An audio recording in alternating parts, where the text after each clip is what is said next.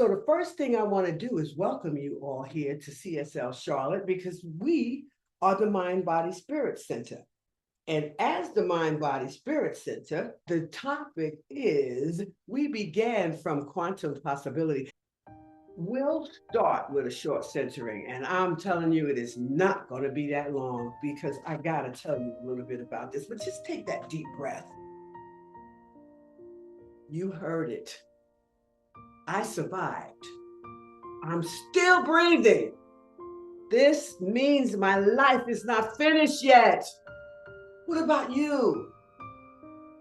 This day hasn't even really been decided yet. It's the beginning. It's the possibility. It's from where we begin. The quantum possibility that can't be seen is still unfolding.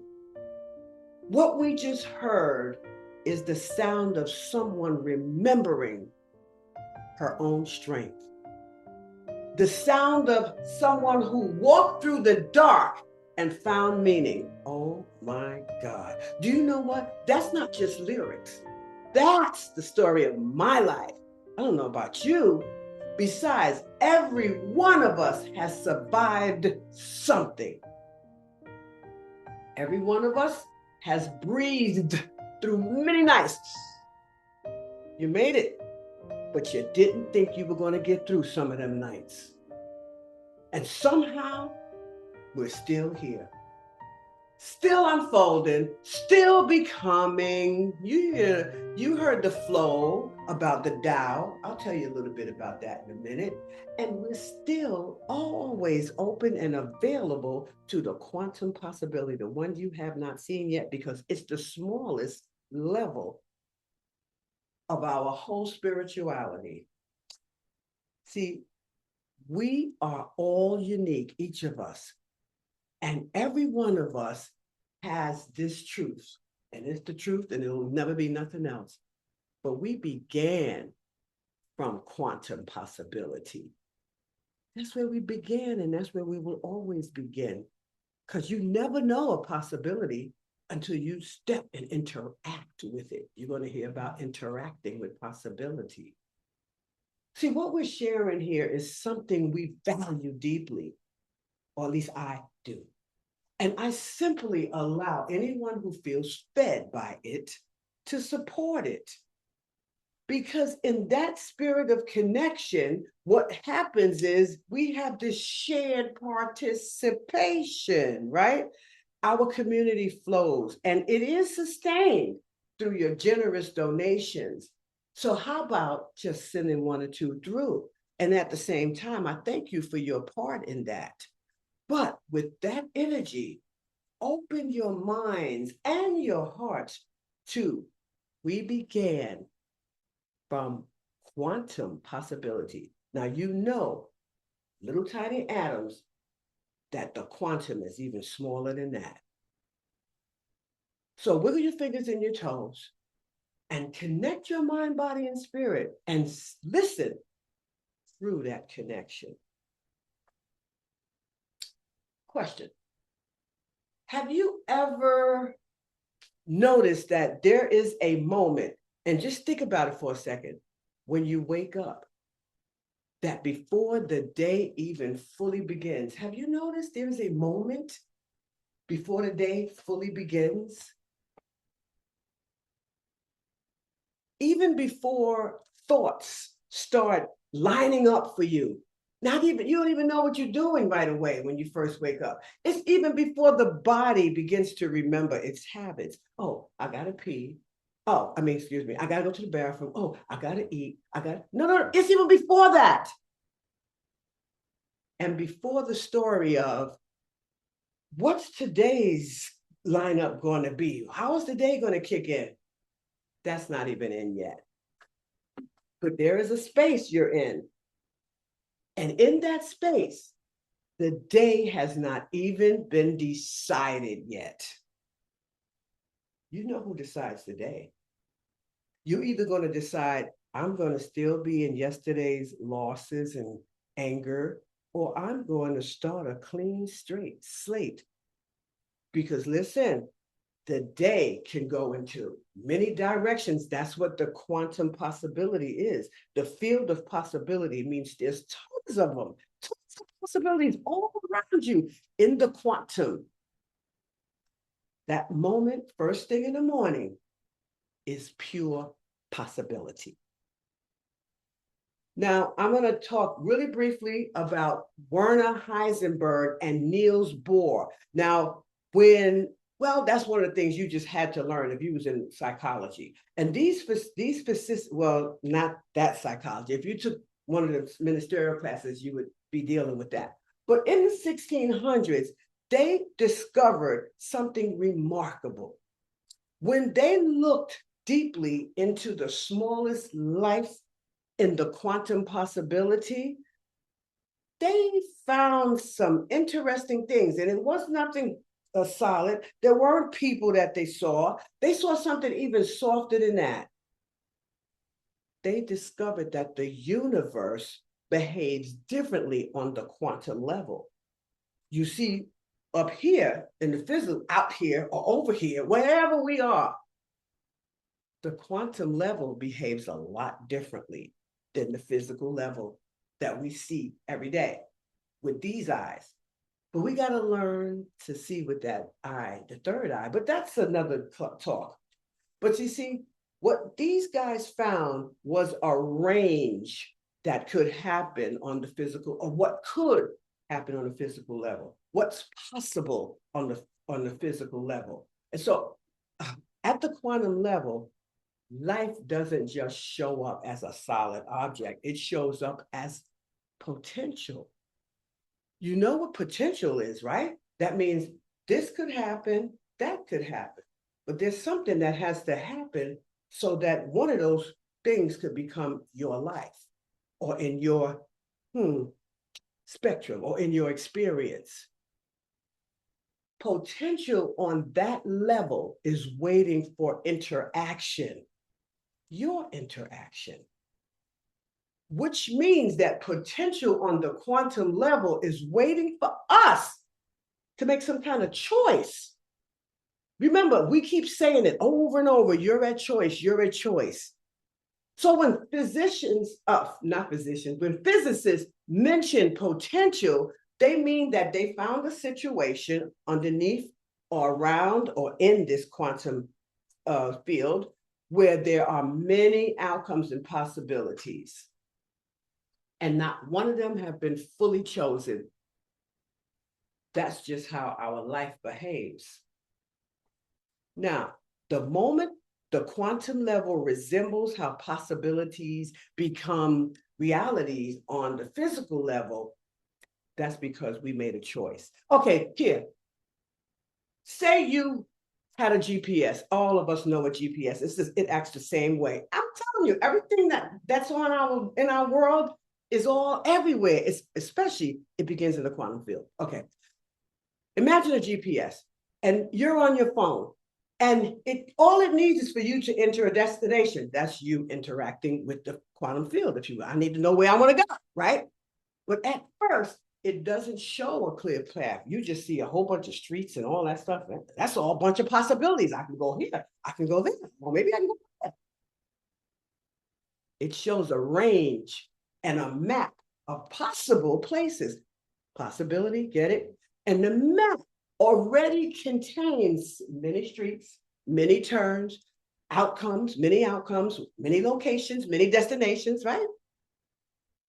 But none of them become your route yet. Why is that?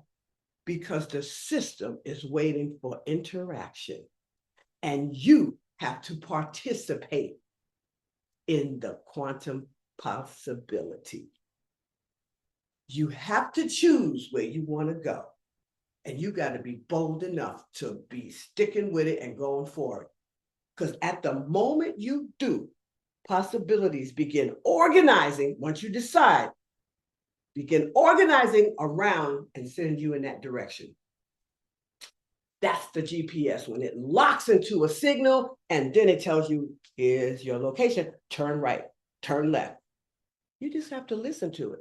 Now, if my GPS says turn right here and I say, no, I know a better way. Well, that's on me because I could take a whole long route around just to get to where I wanted to be. But oh no, why would you want to listen to my oneness with spirit? Because I know better. Okay, Mr. and Mrs. Ego.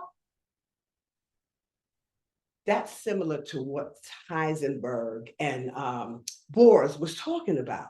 They were pointing at something deeper than physical matter, this skin on me, this body, this desk, this chair, everything. They found ranges of possibility that weren't even chosen by any of us or anything or anybody, they even themselves even. But it's not going to be chosen until interaction is chosen, is occurring. But you got to interact. You got to participate in your life. Now, let's be clear. Interaction does not mean, oh, I'm going to start wishing. Oh, I'm going to start visualizing. And then things are going to magically happen. And I'm going to think my way into existence to experience whatever. No. Interaction means a system encounters something, bumps into something, which means you got to put your location that you want to go in the GPS, or you got to sit with yourself and be with yourself and decide what you want with your life instead of sit there going, I don't know what I want. Well, okay, then I'll just give you whatever. Am I making sense? Choice meets possibility, which makes a reality in your shape, and it takes you into your experience. Now, choice, meaning I don't know what I want, you still made a choice. You got whatever. But if you make a choice, you get that. So why wouldn't you make a choice?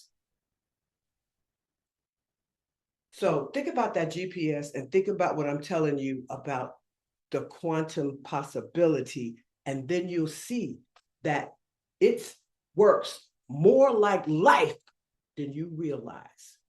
Because you think, oh, she just talking about science. It's science is life. Spirituality is life. It's not because we can control the universe or get the ego to the side. It's not about controlling. It's because of the way we engage with it that shapes our path. No engagement, no experience you might like, but you're going to experience something.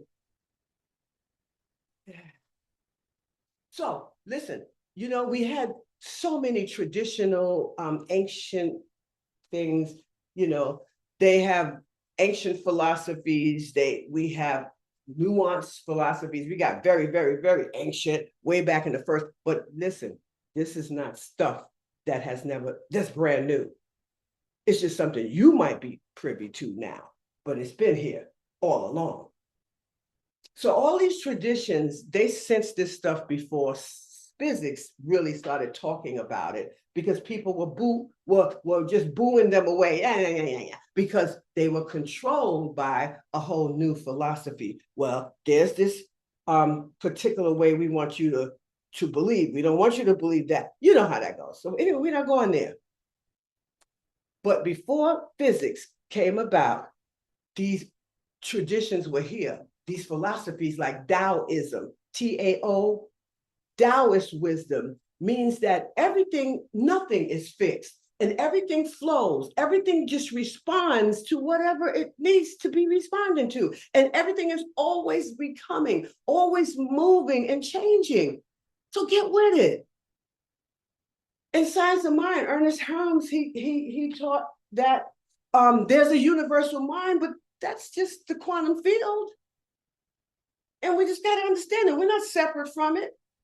We are expressions of it. Man, years ago, I made some really poor decisions. See, I brought this house and I thought I was doing it for my family so everybody could move in one house. Oh, that was not the thing to do. But also, I left the police department prematurely. I just couldn't do the racism stuff. It was just too much. So I decided I'm going to go into financial industry, but it didn't work out the way I thought it would. So at first, but it blossomed later. But what happened in the process? I lost my income. I didn't even know I had possibilities. All I saw was fear and uncertainty. I couldn't see possibilities because I didn't know they existed yet. But I'm telling you they exist. So why don't you now realize? Let me see what they are. But anyway, at that time, my attention was stuck in survival mode. I couldn't see possibilities yet because I just didn't understand anything other than I'm losing out. That's where I was. Panic is never going to get you anywhere. Well, it can get you somewhere. It can keep you where you are. Yet, I knew very well that my life needed change and I wanted it. So with the desire and the willingness that I had, and at that time I was in Christianity, and let me tell you, prayer is prayer. It's going to the same place. So my prayer work back then opened me up to my first bunch of possibilities. Now, the only problem with the Christianity for me in general was that I didn't see what I see now about it working in my life. But I do know that prayer works and prayer moves things. Most of all, it has changed my mind. So here's what happened. Now, possibility does not just become a reality just because it exists. It becomes a reality when I decide to interact with it.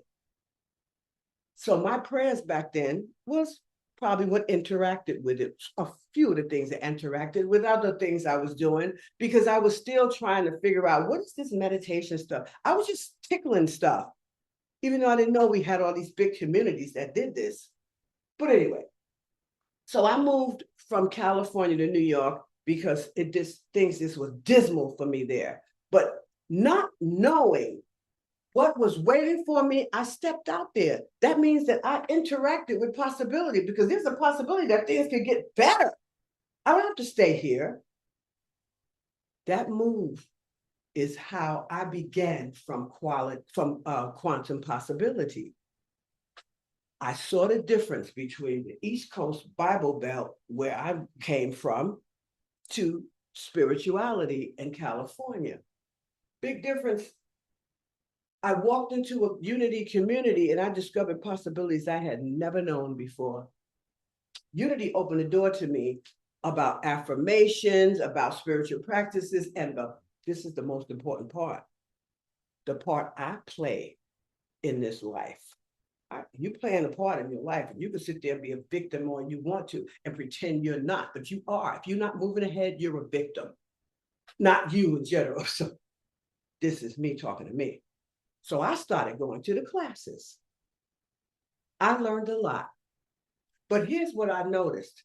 A lot of the people in those classes didn't do any of the work, but they did come and enjoy the conversation. They treated it like a good conversational place, if you will.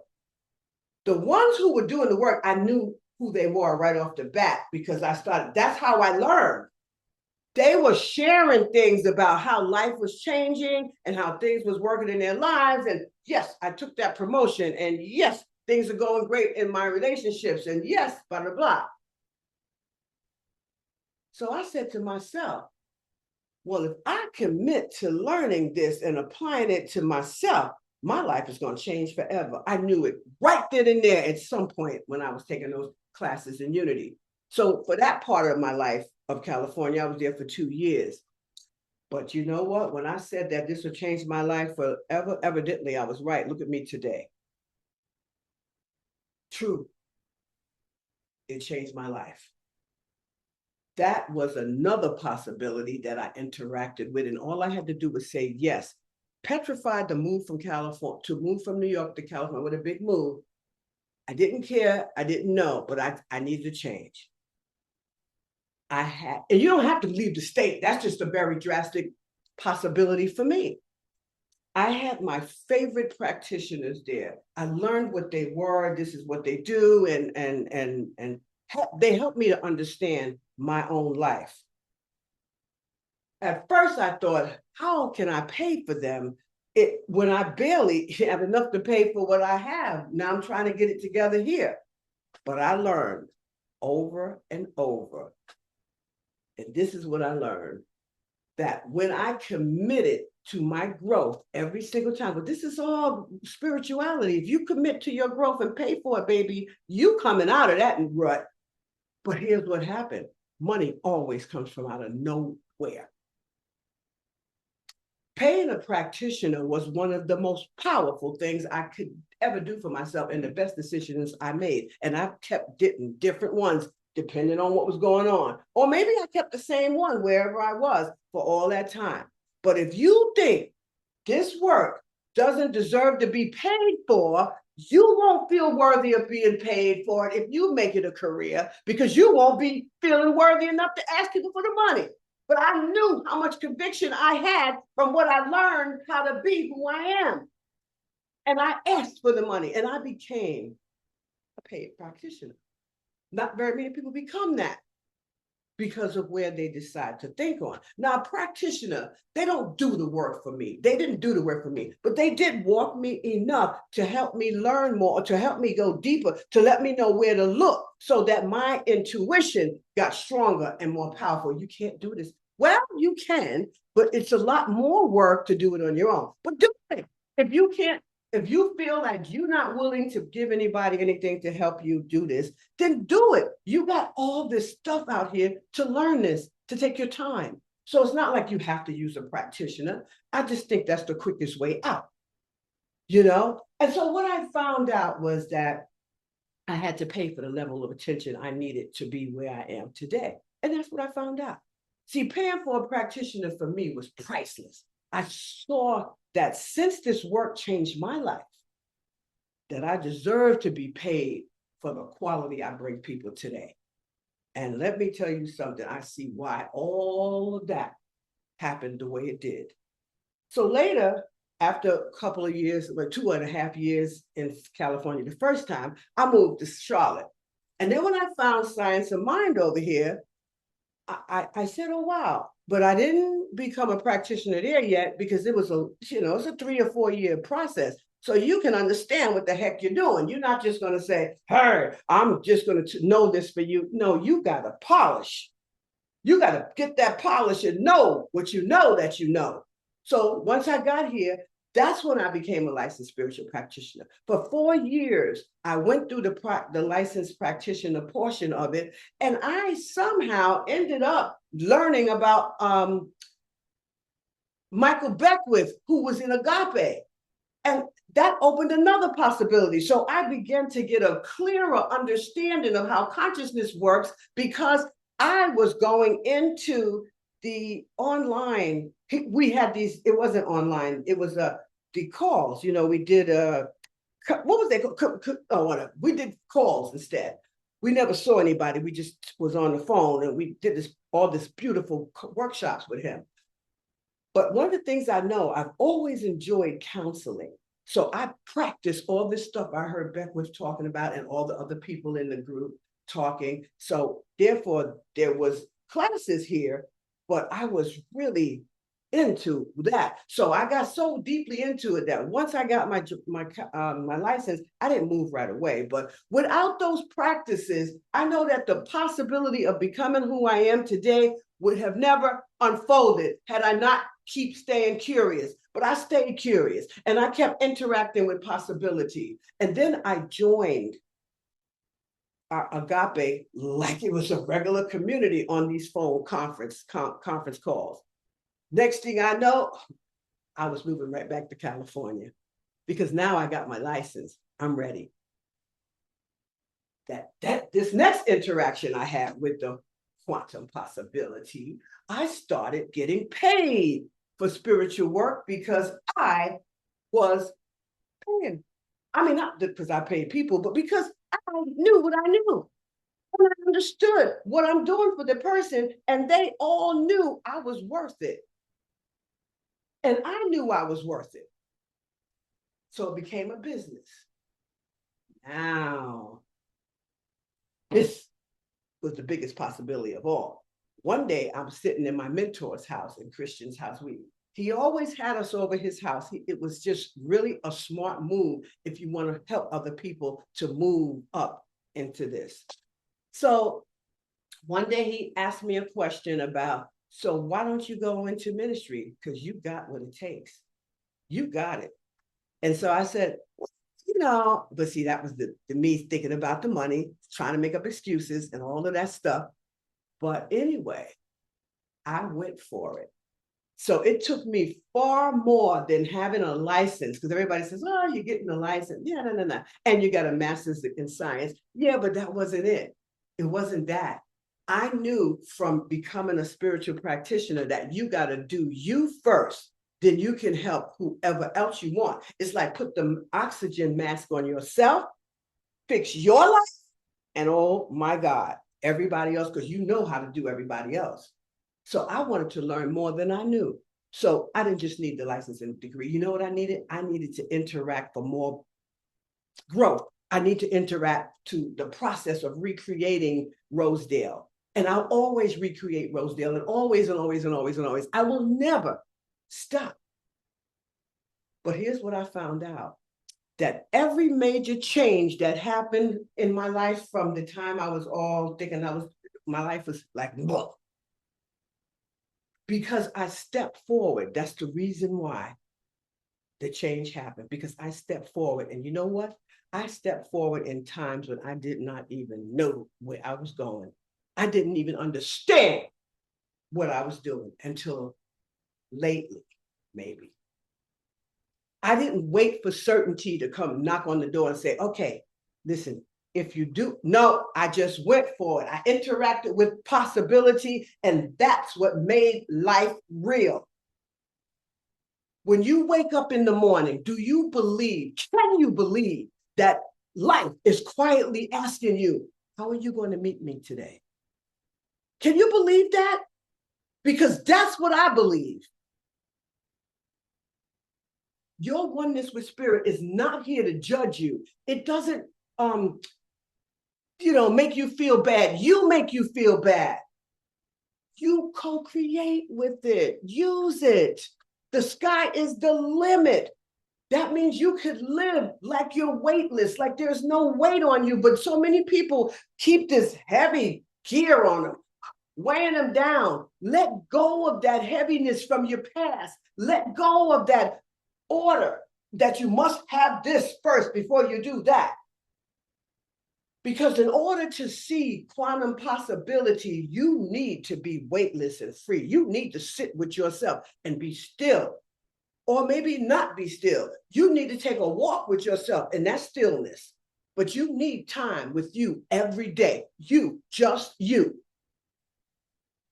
So make your oneness with spirit when you're together with it and you're sitting in your oneness or walking in your oneness or being in your oneness. Make that your feather and let it fly.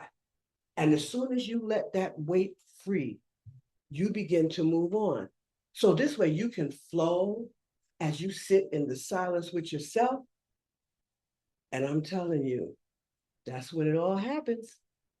So here's what I'm going to suggest. This song that's coming up next, I want you to hear it because it's speaking the same volume I'm talking about.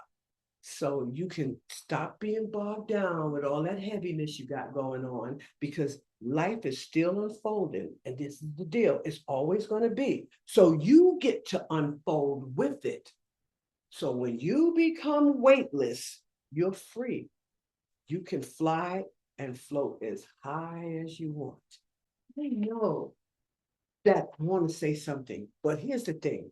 I just can't stop saying something every time I see that we talk about those donations, because from my own life, because of everything I shared from you today, I come from beginning from the quantum possibility, all of my beginnings, and I know it is, and I hope you start to remember that, because from the day we were born, possibility has been the beginning of everything.